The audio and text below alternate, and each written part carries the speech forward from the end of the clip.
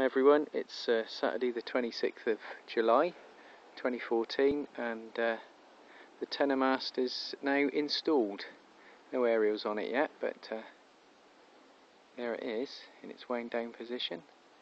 We'll have a quick look up the front. Now this Tennamast was adapted by M0OTL,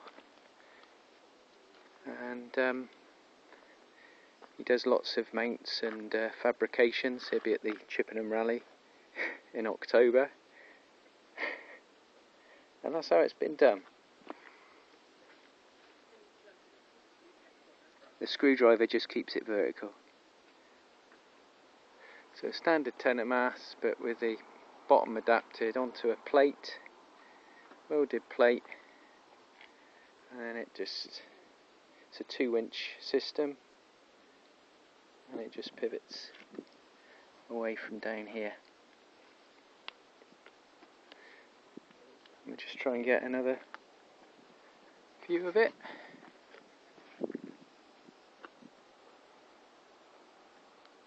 There it is. We'll try and get some antennas on that soon.